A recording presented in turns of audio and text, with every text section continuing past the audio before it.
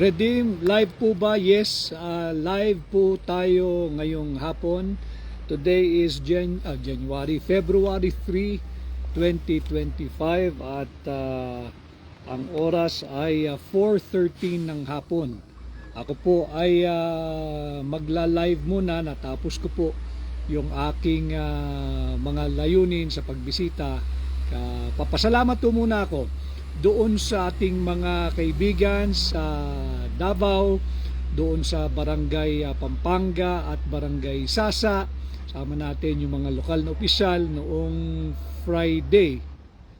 Nandyan po ako at maraming salamat pati doon sa ginawa nating Parallel Leaders Meeting ng Mindanao Parallel Leaders Forum na ginawa din po dyan sa Davao. At kahapon no, ay binisita ko yung ating mga kaibigan in my personal and private visit. Diyan po, nagtagpo po kami sa Nueva Vizcaya kahapon. At yun nga po, ako'y humihingi ng tulong. Alam naman ninyo, ang buhay ng isang independent national candidate, talagang kailangan mong puhunanan ng napakaraming sipag sapagkat yun ang meron tayo. Wala tayong partido, wala tayo yung wherewithals ng isang national campaign. Subalit, dami pong mga volunteer groups na nag-iimbita at nag-aanyaya sa akin. Kaya patuloy po tayong umiikot sa iba't ibang panig ng ating bansa. At hindi ko po alintana yung distansya o yung pagod sapagkat nakikita ko, grabe din naman yung inyong paggalaw, pagkilos para sa akin. At sarili ninyong gasto, sarili ninyong effort, maraming salamat po sa inyong pagmamahal na ipinapakita, sa inyong mainit na pagtanggap sa akin saan man po ako magpunta. At ngayon nga ho ay nakumpleto ko na rin yung aking pakikipagtagpo sa ating mga iba't ibang supporters.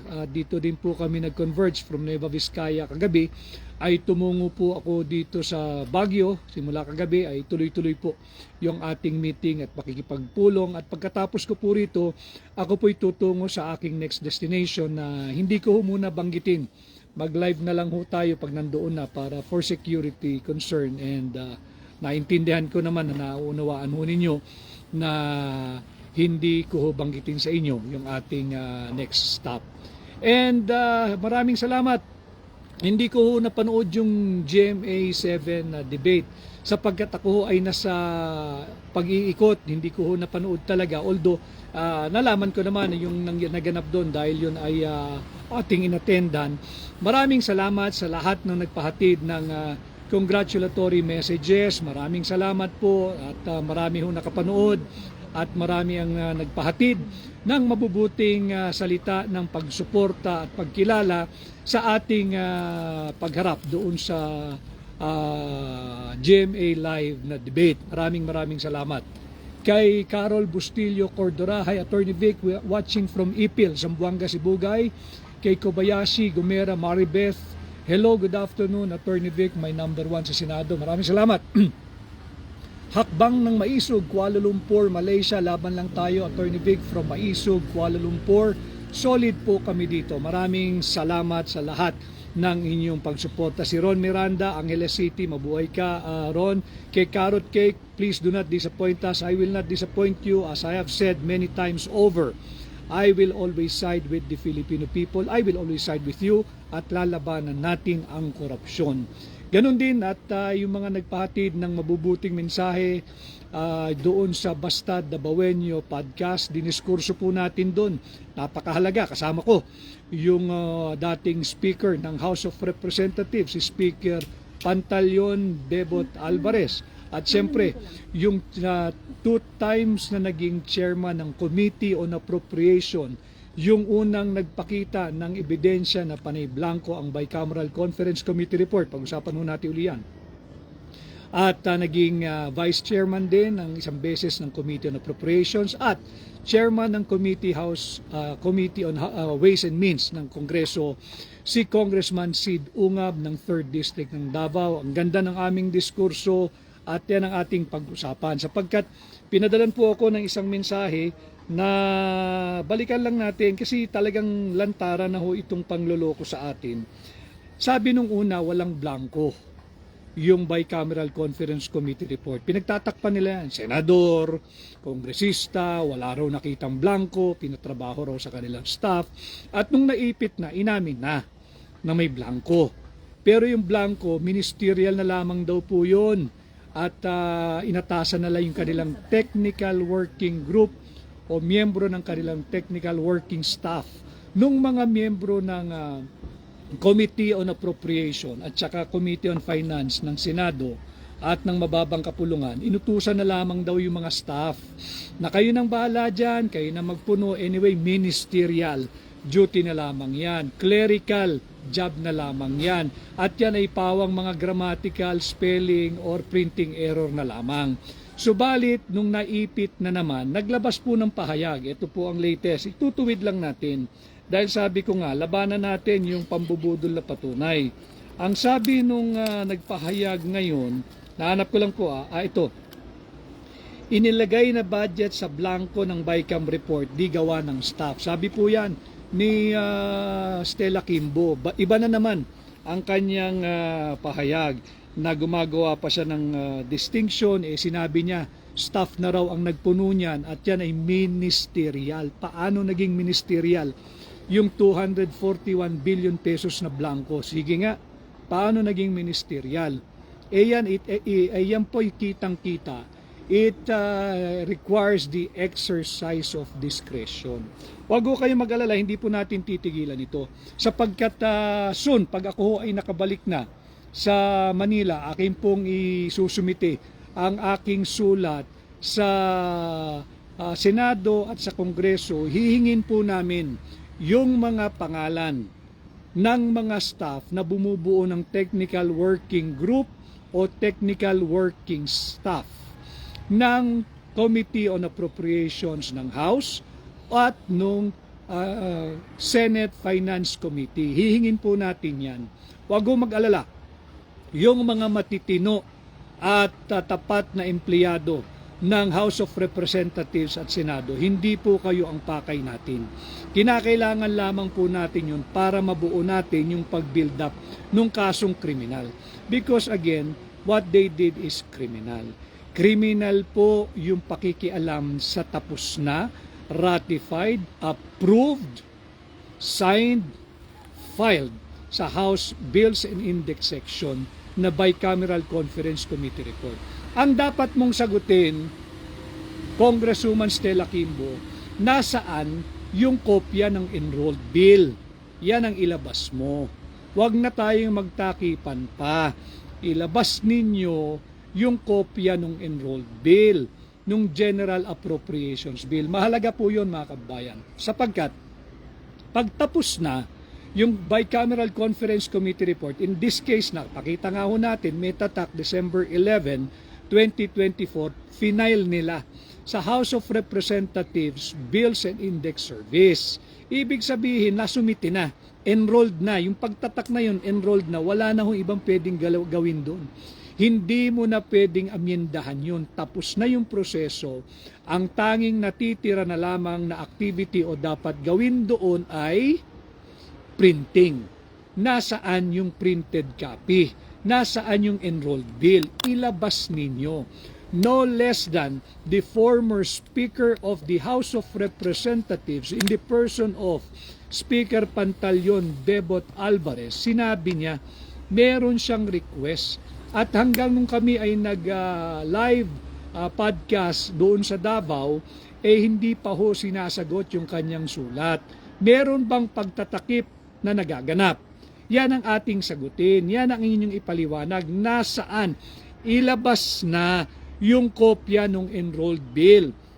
And by the way, yung Facebook tila nakashadow ban yung aking pahina at hirap na maka-access yung aking mga followers.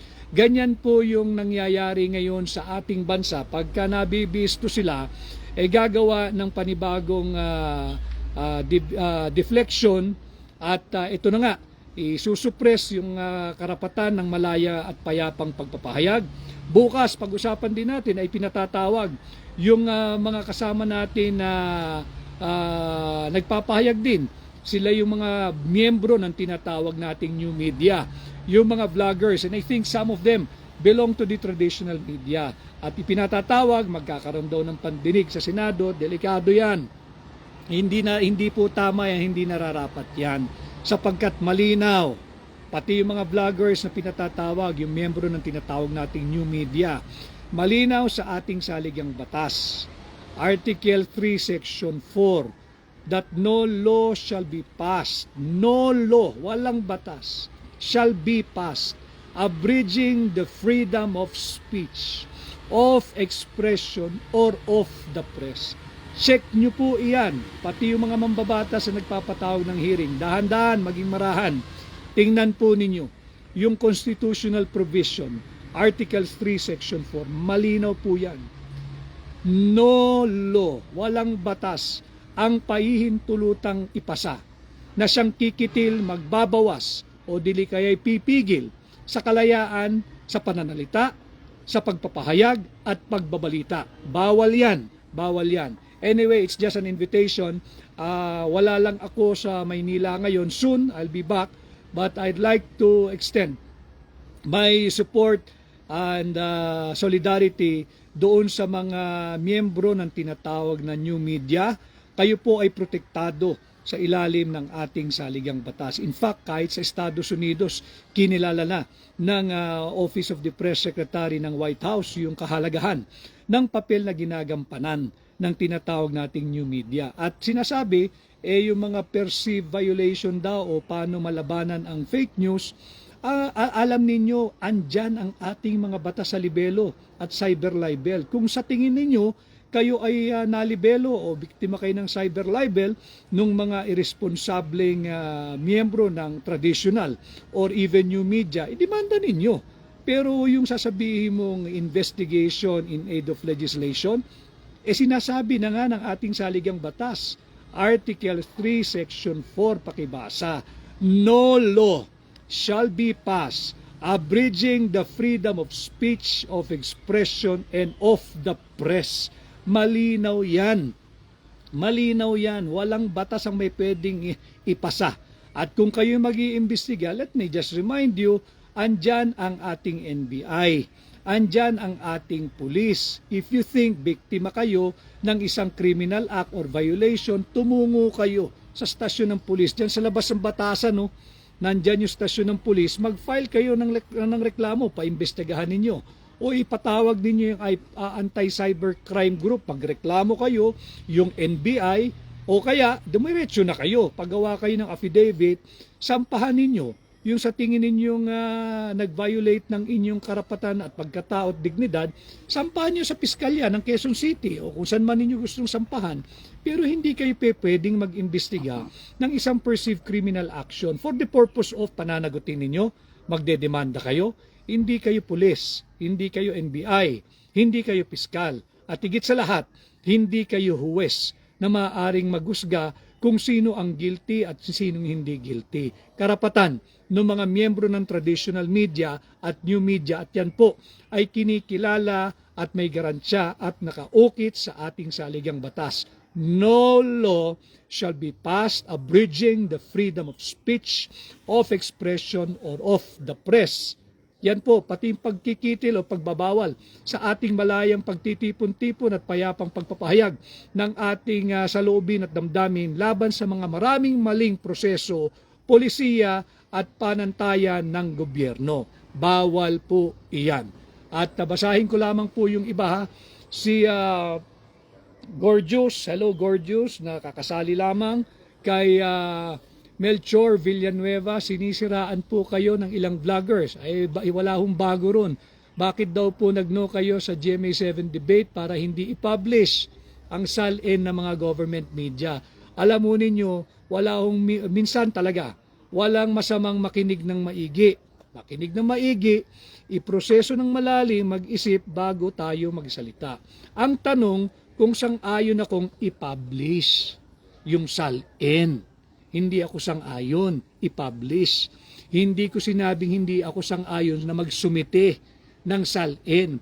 Dapat lahat na nagtatrabaho sa gobyerno, elected man or appointed, mag-submit ng salin. Dapat yan. Pero ang tanong kasi, intindihin din naman ninyo bago kayo magsalita. Walang masamang makinig ng mabuti, mag-isip ng malalim at iproseso yung inyong opinion. Ang tanong ho ay kung sang-ayon akong i-publish. Meaning, ilathala. Hindi ako sang-ayon. Bakit? You're going to put in harm's way hindi lamang yung tao o yung pagkatao nung elected or appointed official, pati yung kanyang mga mahal sa buhay, pati yung kanyang pamilya ipapahamak ninyo. Bakit hindi natin kayo tanungin? Kayo ba sang-ayon na i-publish din ninyo yung inyong income tax return taon-taon? Payag kayo, hindi salin kasi hindi naman kayo kawani ng gobyerno, whether appointed or elected. Sang-ayon ba kayong ilathala, i-publish, isa publiko yung inyong ITR, yung mayayaman na executive, yung mga artista, papayag ba kayo? Siyempre hindi. Privacy nyo yun. Inyo yun. Ganun din sa nagsisilbi sa pamahalaan. Dapat isubmit yan. Kagaya ko, nung ako'y nagtatrabaho sa gobyerno, ako'y nagsumite. Malaya akong sinumite, hindi ako inubligan ng kusino man. Alam ko ang batas, nagsubmit ako ng aking statement of assets, liabilities, and net worth. Nagsubmit ako niyan. Yung submission, wala tayong pagtatalunan. Sang-ayon ako dyan, 1,001%. Pero yung publication o paglalathala, teka muna, mapapahamak, ipapahamak ninyo yung mga nagtatrabaho sa gobyerno. Basta't nag-file, nandyan yan. Ngayon, kung gusto nyong kasuhan, i-request and then gamitin yung salin na yan. Pero yung publication, hindi ako sang-ayon na ilathala o i-publish ang salin ng sino mang kawani ng gobyerno sapagkat ito ay maglalagay sa kanila sa kapahamakan or endanger not only them but the lives of their loved ones, the wife or the husband, the children. No, wag nating gawin yan. Not unless pare-pareho. Pati yung mga oligarko, pati yung napakayayaman, yung mga bilyonaryo, they will agree to publish their income tax return, pare-parehas na. Kay Mordan Andy, super talino po ninyo sir, naiintindihan ko na po. Maraming salamat Mordan Andy. Di naman po ako super talino, nakikinig lang ho ako at iniintindi ko muna at inuunawa yung mga itinatanong sa akin. Hindi kagaya ng mga vloggers na just for the view, clickbait at syempre may bayad yung karamihan na siraan mo si Atty. Vic at banatan mo dahil ayaw pumayag ilathala. Hindi ako papayag ilathala. Hindi ako papayag i-publish, malaking kalokohan yun. Hamunin din ninyo lahat, artista, yung mga maraming commercial, yung mga TV host, yung mga bilyonaryo, yung mga oligarko, yung may-ari ng malalaking kumpanya, i-publish din ninyo. Tanong nyo sila, handa ba kayo at payag kayong i-publish ang inyong income tax return kada taon? Sasagutin din kayo niyan, hindi. Hindi. Bakit? Lalagay nyo sila sa alanganin Sa dami ng kriminal ngayon, lalo na sa administrasyon ngayon, mahirap maglabas ng mga ganyan. Kaya Mamat, maraming salamat. Kaya ang bilis Kay Tano, maraming salamat. Yes to Atty. Vic Rodriguez, maraming salamat. Kay Jerome Quezon, ano po yung sinasabi ni na weakness ninyo? Ba hindi ko alam, tanong nyo sa kanya. At dami hong nagtatanong sa akin, hindi ko naman minarapat sagutin. Alam naman ninyong lahat kung sino ang humaharap, sino nagsasalita, sino nagpapaliwanag, sino nagtatanggol. Kung yan ay kahinaan, di sige, mahina tayo. At ganun talaga Basta't alam ninyo kung sino ang humarap sa lahat, sino ang nagsasalita, sino nagpapaliwanag, sino ang nagtatanggol. Kung yan mahina, di mahina tayo, wala namang problema yun. Pero para hulaan ko kung anong ibig niya sabihin doon, tanong nyo na lang ho kayo sa kanya at hindi na akong para manghula pa riyan. At anong tanong isa? Yung mga iba raw wag na natin banggitin yung mga pangalan ng mga, wala namang, iba raw nagbablog, sinasabi, ako raw po'y nasupalpal dahil linabas ang aking kahinaan. Kahinaan saan? Alam mo, open-ended yun. Kahinaan saan? Kahinaan dahil pinagdududahan ko yung aking inilabas na resulta. Kaya nga natin pinapanukala, in fact, I'm trying to help him to acquit himself dito sa napakatindi at napakaraming aligasyon at akusasyon laban sa kanya. Dahil ako nga yung nagpakita. Ngayon, simple lang naman yan eh. Diba? Tapos na usapan, magpa-test na lang tayong lahat. Ganun kasimple. Tapos. Diba? Kailangan tayo leadership by example. Okay? So balik po tayo doon sa pinapaliwanag na ang inilagay na budget sa ang inilagay na budget sa blanco ng BICAM report di gawa ng staff. Alam ho ninyo kasi nagre-react na po yung mga staff ng technical working group at nung or technical working staff nung Committee on Appropriation at saka Senate Finance Committee. Tama naman sila linalaglag eh. Last week ang direksyon ilalaglag sila. Ministerial sila ang nagpuno at sila nang bahala dyan. Yung unang-unang lumabas sa senador dyan eh. Wala raw siyang nakitang blanco at binili na niya yung mga staff niya na kayo na bahala. Kaya ho ba, diba't i-rewind po ninyo. Ang sabi ko nga, magpalit kayo ng pwesto ng staff mo. I-demote mo yung sarili mo. Ikaw ang staff ng mga staff mo. At yung staff mo, gawin mong senador. Kasi sila gumagawa ng trabaho ng mambabatas. And then itong si Stella Kimbo last week, sinabi, paglabas niya, ministerial, wala raw pong mali, ilabas ninyo yung enrolled bill. Alam niyo mga kababayan, yung kahalagahan nitong blankong bicameral conference committee, lahat po tayo, one way or the other, dumaan sa pagsusulit. Examine ba? Quiz sa eskwelahan. Lahat tayo humarap sa pagsusulit. Tanungin ko kayo, pagka meron ho kayong iniwang blanco, bibigyan ba kayo ng puntos ng teacher o bilog o e-exan yung inyong blanco? X yan. Mali yan. Pagka merong 10 tanong sa isang quiz o pagsusulit at sa 10 tanong na yun, 10 iniwan mong blanco, do you expect to get 10 out of 10? Blanco yung iyong test paper, bibigyan ka ng 0, bagsak ka. Ganun din sa budget. Pag hindi ka nagbigay ng tamang budget at hindi mo prinoseso, hindi pwedeng maging legal yan. Para maintindihan nating lahat. Hindi pwedeng pumasa sa pagsusulit yung isang estudyante na nagpasa ng kanyang test paper na puno ng blanco. If there are 30 questions at ang sinagot mo lang 10, asahan mo na kahit perfect mo yung 10, ang grade mo ay 10/30.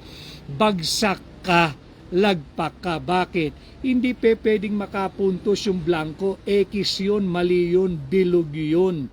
Yan ang katotohanan. At naman, doon sa mga negosyante, alam nila ito, marunong sila magpasa ng budget ng kanilang mga kumpanya. Pagka ang kanilang general manager ay nagpanukala ng blankong budget for the coming year, malamang yung general manager na yung bibigyan na ng pink slip.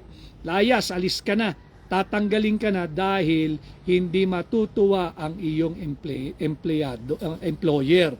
At ganun din, doon sa mga bumibili ho ng property, lupa, bahay at lupa, townhouse, condominium, hindi ho ba, pag kayo'y bumili ng property, bibigyan kayo at hihingi ka, sigurado ito, hihingi ka ng titulo.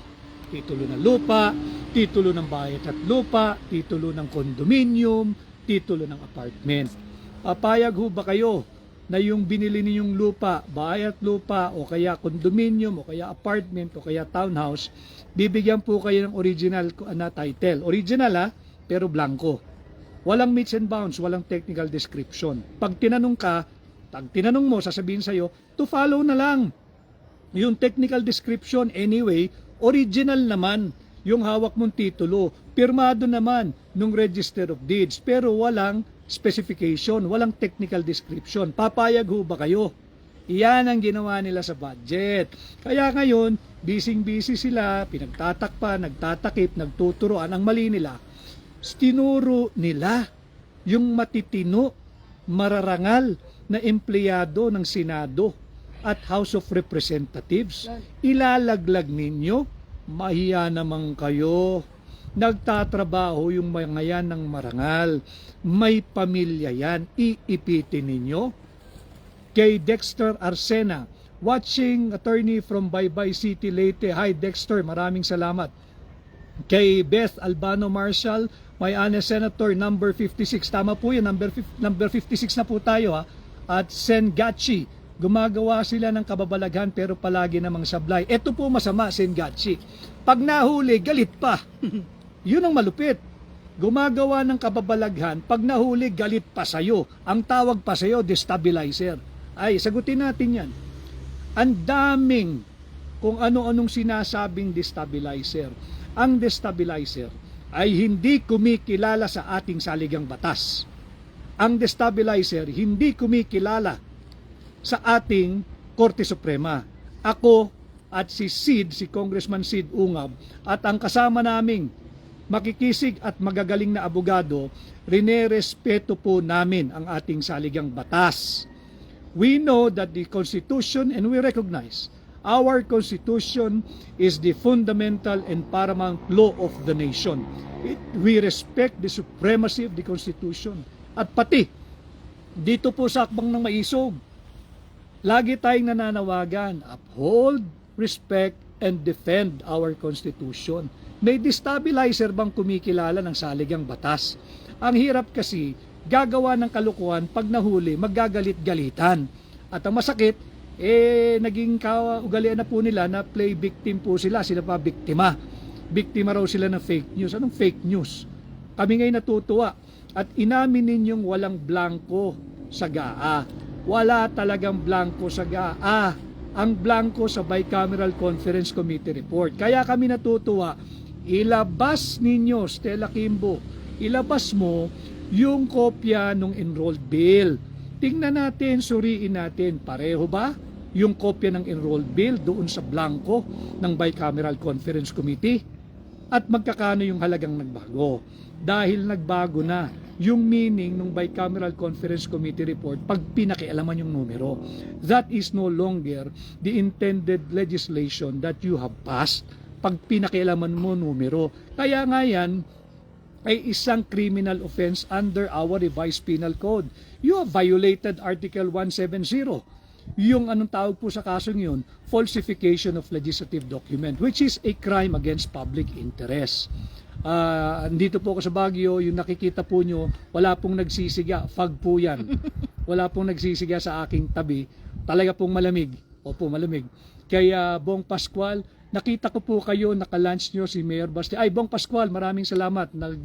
Ako'y nayaya ni Mayor Baste. Mayor Baste, maraming salamat. At ako'y naanyaya ninyo na tayo mananghali after ng ating event. Diyan po sa Barangay Pampanga at Barangay Sasa. Mabuhay ka, Mayor Baste. Si Mayor Baste, yan ang future ng Philippine politics. At antabayanan po natin yan. Mayor Baste, Duterte, yan ang future ng Philippine politics. Yan po ang ating numero pala uli, number 56. Madali pong tandaan ito. 56. Number 56, 56 sa balota. 56. Hindi po ito yung 56 na pautang 5-6 po, you treat this as an investment. 5-6 sa investment. Ang tubo po nating lahat dito ay isang tunay, totoo, tapat at maisog na paglilingkod bilang senador ninyo ngayong May 12, 2025. Number 56 po sa balota, 5-6 madaling tandaan. Kay Jumel Svarzndale. Jumel, attorney, what is your sentiment with the vloggers? Invited tomorrow na narco-vloggers daw. Grabe na itong mga congressmen. Alam ho ninyo, paano nyo sila na-brand? If that is accurate, you cannot brand them as narco-vloggers. Meron pong presumption of innocence lahat.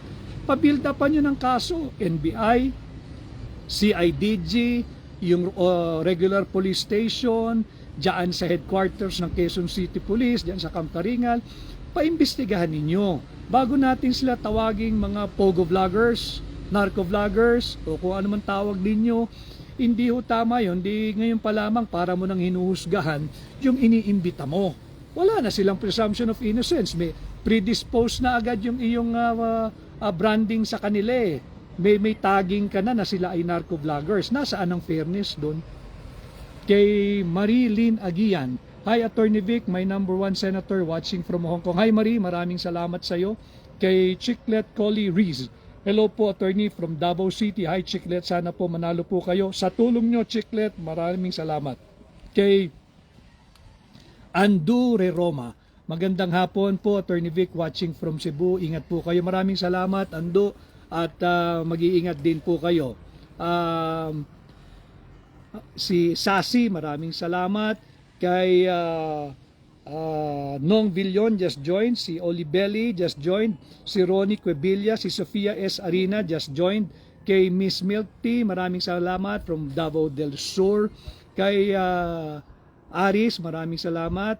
Nasaan po kayo, attorney? Nandito po ako sa Baguio. Ulitin ko, hindi po ito usok, wala pong nagsisiga sa aking tabi, fog po ito, maginaw at maganda ang klima. At maraming salamat sa aking mga nakaharap na mga kaibigan, sa aking personal at pribatong pagbisita dito sa Baguio. Nakaharap ko po kayong lahat at ramdam ko rin naman yung inyong commitment at yung inyong voluntaryong pagkilos at pagtulong sa ating ginagawang kampanya. So yun po yung ating pinag-uusapan at naiipit na at naguhugas kamay na naman. Hindi daw yung mga empleyado ang nag-fill up because nagre-react na. Susulat po kami at hingin namin yung pangalan ng mga na bumubuo o miyembro ng technical working group or technical working staff. Hihingin po natin yan, hindi po para ihabla kayo sa kasong kriminal, kundi para po mabuo natin itong ginagawa natin, binibuild up natin criminal case. And I ask, si Stella Kimbo, ilabas mo yung kopya ng enrolled bill. Kasi mga kababayan, pag walang maipakitang enrolled bill, is it safe for us to assume na walang enrolled bill? Pag walang enrolled bill, saan ginalaw? Saan kinalikot yung budget? Sa Malacanang?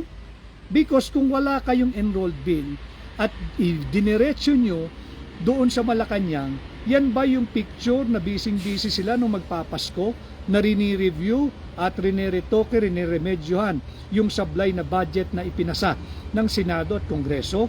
Kaya kinakailangan natin ng kopya ng enrolled bill. Yan yung aming diniskurso ni Congressman Sid Ungab kasama si dating Speaker Pantaleon Bebot Alvarez doon sa Basta Dabawenyo podcast, kung saan tayo po inaimbitahan at naging bisita.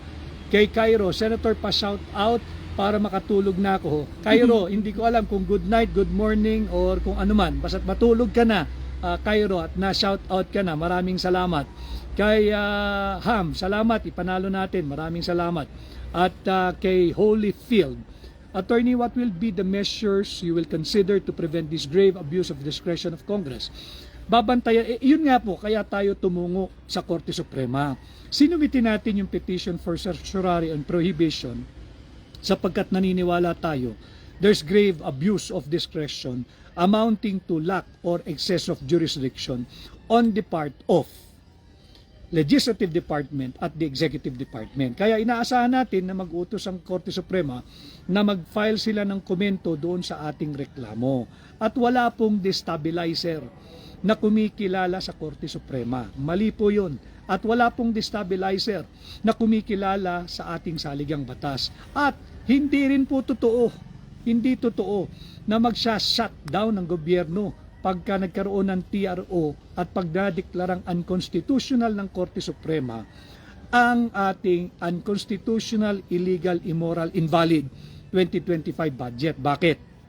Kahit po wala silang contingency plan, hindi po kinakailangan magkaroon ng contingency plan. Hindi po dapat takutin ng mamamayan, hindi magsha-shutdown ng gobyerno. Why? Because the framers of the 1987 Constitution have long anticipated a potential scenario like what we have now. Kung sakaling ideklara ng unconstitutional ng Korte Suprema ang ating 2025 budget na dapat naman talagang ideklarang unconstitutional, meron pong provision sa ating saligang batas na automatic reenactment ng budget noong nakaraang taon, yung budget noong 2024. Ganyan po ang workings ng government. Hindi magsashutdown ng gobyerno. Hindi po titigil ang operasyon dahil ayon yan, hindi po sa akin. Hindi po sa kung kaninong senador at mambabatas. ayon po yan sa ating saligang batas, automatic reenacted yung 2024 budget. At tuloy-tuloy po ang sahod ng ating mga manggagawa sa gobyerno. Iyan ang katotohanan, walang shutdown. Nasa konstitusyon po yan, malinaw po iyan sa ating saligang batas at yan ay matagal nang na-anticipate o naisip ng mga lumikha at sumulat ng ating 1987 Constitution. Malinaw po yan ha. Kaya Jerry Arancon Atop, wow, ang lamig dyan, watching from Tagum City. Kay Reynard Venturina, salamat sa tapang at paninindigan ninyo sa matuwid. Obligasyon ko po na ipaliwanag sa inyo yung mga, kagaya na sinasabi ko, importanteng usaping panlipunan na dapat tayong lahat ay may pakialam, may tinig, may opinion, whether you are for it or you are against it. Importante alam ninyo sapagkat usaping budget na ito. Kay Catherine Paraino, wishing you all the best for the win. Senator, watching from Sydney, Australia. Thank you, Catherine Paraino. Kay Myla Jimenez, my husband is a military official. Loves ka po niya and sabi niya sila raw ng mga mista niya ay super believe sa iyo. Maraming salamat, Myla. Ako rin ay hanga at ang taas ng respeto ko sa ating mga men in uniform at sa ating mga kapulisan, sundalo, lahat. Members of the uniform personnel sapagkat ibang klase po yung kanilang trabaho. Hindi lamang po sila may karapatang manghuli, kundi kasali po sa kanilang trabaho ang iaalay ang kanilang buhay para lang sa ating bansa, para tayo proteksyonan at para ipagtanggol ang ating kalayaan at ang ating bayan at ang bawat Pilipino. So saludo rin po ako sa inyo. Maraming salamat po sa inyong pagpapatid ng suporta. So yun po yung ating pag-usapan na panay ano po ito, panay panlilin lang, pambubudol yung ginagawa na pahayag ng ni Stella Kimbo. Kaya yung mga nasasakupan niya, mag-isip-isip po kayo at hindi po nagsasabi ng totoo ito, papalit-palit po. Sinusundan ko lang yung kanyang mga pahayag dahil sabi ko nga dito sa aking diretsyong pakikipag-ugnayan sa inyo sa mga mahalaga at importanteng usaping panlipunan, obligasyon ko na magatid ng tamang impormasyon at pasimplihin yung mga malalalim na usaping panlipunan na dapat ay maintindihan ninyo. Ang dapat nilang gawin, ilabas yung enrolled bill. Ilabas nyo yan. Hinahanap ni Congressman Sid Ungab, hinahanap ni former Speaker Pantaleon Bebot Alvarez, hinahanap namin, ilabas ninyo yung enrolled bill nang sa ganun maikumpara namin doon sa Bicameral Conference Committee report at doon sa gaang napirmahan. Malaman natin kaninong makakating kamay ang nakialam diyan sa Bicameral Conference Committee report. Lagi kong tinatanong di ba? Babae ba siya? Lalaki ba siya? Nagtandem ba sila? Marami ba sila? Grupo ba sila? Sino sila? Kilalanin natin sa ngalan ng transparency, panagutin natin sa ngalan ng accountability. Kay Nano, attorney, asahan mo 90% ng Sambuangenyo, suportado ka. Maraming salamat, Nano, ang laking bagay niyan. Maraming salamat. At kay Balitang Hopya Mani Popcorn, oy, lagi ka sumusubaybay, salamat. Matutuloy na po ang impeachment ni VP Inday. Isusumitida na daw po yung tatlong nag-file sa Speaker of the House. These people, they need a diversion. They want a deflection. Sunog sila dito sa budget. Kaya kung ano-ano na lang ang ginagawa nila. Impeachment. Bakit mo i-impeach? Hindi ba dapat impeach Marcos nga ang sinisigaw na ng mga nag-rally last week? 6.325 trillion pesos.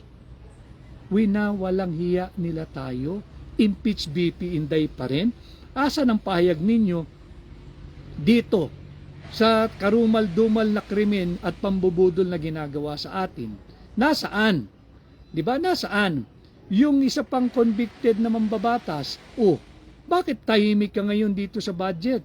Pati yung kasama mo na ang ingay-ingay, kesyo hindi dapat sisihin yung mga technical working group. Tama, ikaw na miyembro, sinasabi mo makabayan ba, ikaw ang dapat sisihin. Tingnan ninyo yung journal ng House of Representatives, hindi nag-object yung mga yan. Hindi nag-object yung mga yan. At yung palusot nila na hindi nila nakita yung 28 blanks, ang dami nun. Kung isa, baka maintindihan pa natin, palusutin natin. 28 items po ang blanco. Iniwang blanco, hindi nakita o hindi mo binasa.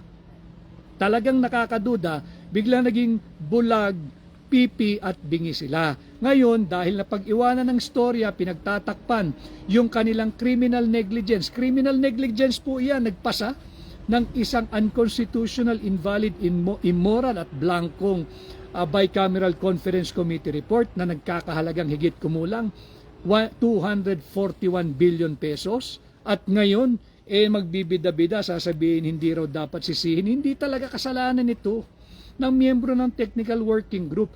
Wala pong matapang na miyembro ng technical working group na empleyado ng House of Representatives o ng Senado na makikialam dyan. Maaaring susunod sa inutos ng isang mambabatas pero on their own, they will never dare touch it. Matitino, mararangal at maayos na empleyado po at kawani ng gobyerno yung mga yan. Huwag ninyong ilaglag, huwag ninyong gamitin, huwag ninyong sunugin dahil sa inyong kasalanan at kalokohan. Kay Melvin Derla, sana all nasa Baguio. Ako ito naka-OT.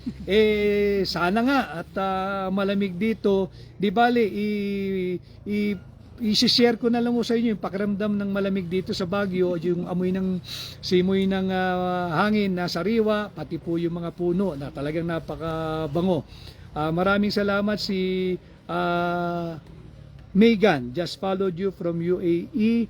Si Angel, maraming salamat. Kay Yoli Estrellado, maraming salamat sa iyong pagsubaybay. Kay J-Bam, maraming salamat. At kay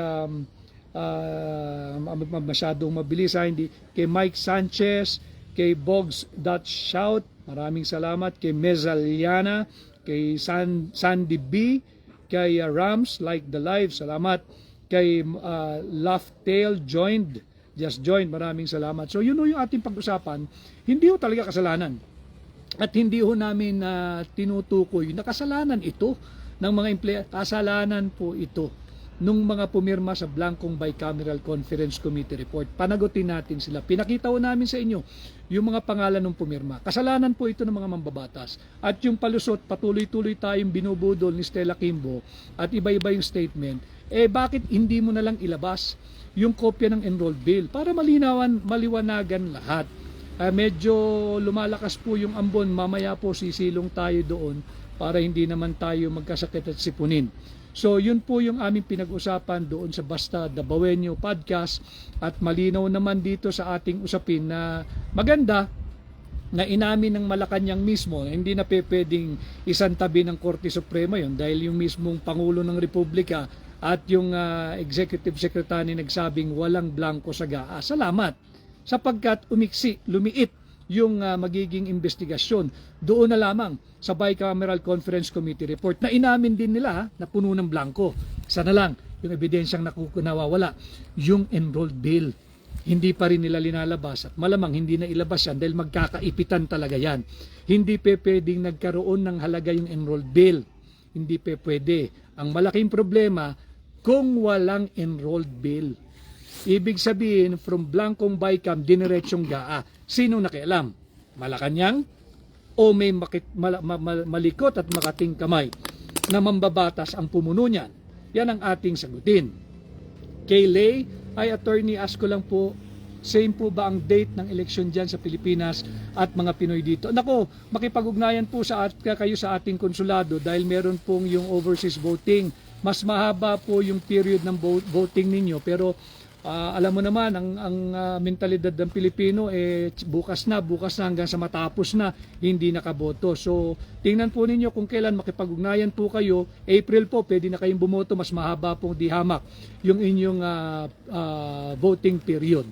At si Lenny Silva, hello my number one senator. Huwag po kayong mapapagod, isiwalat ang katotohanan. Ako po'y instrumento lamang upang paliwanagan kayo, liting ko sa mga importante at mahalagang usaping panlipunan na aking pilit na pinasisimple at hindi ho kayo malula na budget siya, malalim yan, nakakatuwa. Ang dami ko pong nakakausap ordinaryong tao na alam na ngayon ang tungkol sa budget. At nagpapasalamat ako sa lahat na nakakaharap kong barangay captain. Sila mismo nagsasabi, Attorney Vic, kami sa konseho sa barangay, bawal kaming magpanukala ng budget na may blanco. Kahit isang item, kahit isang sentimo. Daig pa ho sila ng mga kasangguniang pati SK, marunong magpasa ng budget ang sangguniang kabataan. Alam ng mga SK, hindi uubrang magpanukala ng budget na may blanco. Kaya tayo ay binubudol nitong mga mambabatas, papangunguna ni Stella Kimbo. Alam ng mga barangay officials, ng barangay council, hindi pwedeng magpasa ng budget na blanco. Alam yan ng mga municipal councilors. Alam yan ng city councilors. Alam din yan ng mga provincial board members. Huwag na tayong magpalusot. We demand transparency and accountability. Huling-huli na kayo. Tigilan na ninyo ang pambubudol sa aming mga Pilipino. Pera namin yan. 6.325 trillion ang halaga na binubudol ninyo sa amin. Pera namin yan, hindi nyo pera yan. Kay Catherine Hill, Attorney Vic, volunteer ako dito sa Nueva Ecija. Salamat, ikakampanya kita. Salamat kay Catherine Hill. Maraming salamat. May utang na loob po ako sa iyo.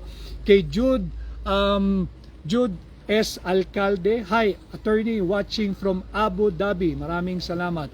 At patuloy ho natin pag-uusapan, pati nga yung sa debate. Maraming salamat to. Hindi ko talaga napanood. I'll watch the replay when I get back to Manila. At ang dami lang nagpahatid ng salitang mabubuti at suporta. Maraming salamat po. At tayo naman, pag humaharap, nagpapasuri, nagpapakilatis, nagpapatimbang, nagpapakilala, open naman po tayo. At lagi ko sinasabi sa lahat ng aking interview, walang script, feel free to ask me about anything. Just be ready for my answers because I will also answer you doon sa aking tunay at tapat na nalalaman. Wala rin nuhong filter dahil I owe it to you. Mihingi ako ng tulong ninyo. Sinasabi ko sana kung pwede ninyo akong pagkatiwalaan ng inyong mandato at boto, pahiramin po ninyo ako ng isang boto, isang upuan sa Senado. Pero bago yan, karapatan ninyo. Nakilalanin yung mga lumalapit sa inyo. Kaya ako ay sumali doon sa debating yon. Wala man akong malalaking at higanting billboard, wala po tayong pondo para dyan, wala po akong advertisement, wala po tayong pondo riyan. Pero humaharap ako sa mga ganong forum, yung kay Binibining Karen Davila, at marami pang interviews before them na aking hinaharap. Dahil nga obligasyon ko na magpakilala at ipasuri, ipakilatis, magpatimbang sa inyo, magpasukat. At kung ako ho, pasado sa inyong standards, hihingi po ako ng tulong bukod sa inyong boto, tiwala at mandato. Tulungan po ninyo akong mangampanya. Ipangampanya po ninyo ako sa inyong pamilya, kamag-anak, kapitbahay, kaprobinsya, kasyudad, sa Pilipino, sa lahat ng panig ng mundo. Ampunin po ninyo ako bilang senador ninyo ngayong May 12, 2025 at ang ating pong numero number 56 po may mga nagpapalaganap na mali-maling numero ko. Wala po yun. Number 56 po tayo.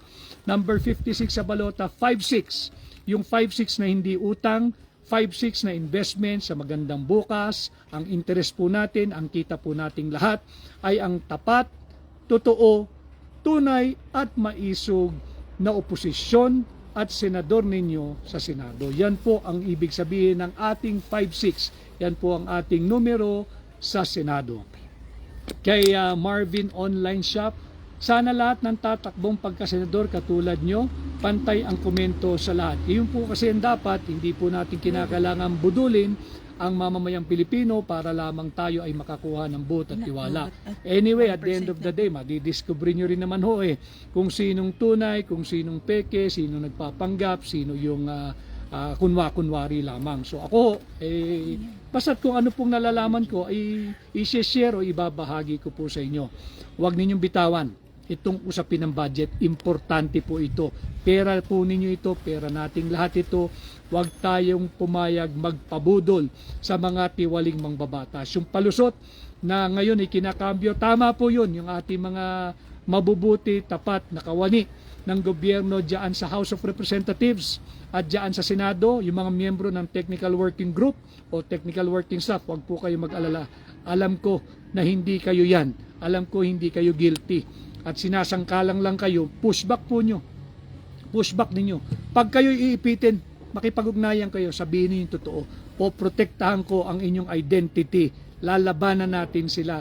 Isisingilin natin sila sa ngalan ng transparency at accountability. So muli po, medyo lumalakas na po yung ambon, malamig po talaga rito, fog po ito, tayo po ay nakumpleto natin yung ating pagbisita dito sa Baguio. Tutungo po ako sa aking sunod na lugar, hindi ko muna banggitin kung saan. So lahat po ng sumama sa akin, 1,000, almost 1,800 sa screen ko na live dito, marami pong salamat. At patuloy po ako makikipag-ugnayan sa inyo. Sa mga vloggers na ipinatatawag o inimbitahan, yun po tingnan ninyo, Article 3, Section 4. At protektado po kayo, no law shall be passed abridging the freedom of speech, of expression, or of the press. Member po kayo ng new media. Kayo po ay member ng new media, pati ng traditional media.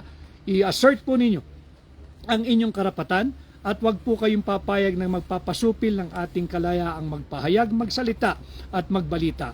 Ako po muli ang inyong kaibigan, Pilipino, abogado maisog, number 56 sa balota, Attorney Vic Rodriguez. Ngayon pong 2025, pag tayo po ay nagkaisa, maghatid po kayo ng bago sa Senado at posible ang pagbabago. Maraming salamat at magandang hapon po. Ingat po lahat pag-uwi, galing opisina, galing eskwelahan, at yung magtatrabaho pa lamang, mag-iingat po kayo.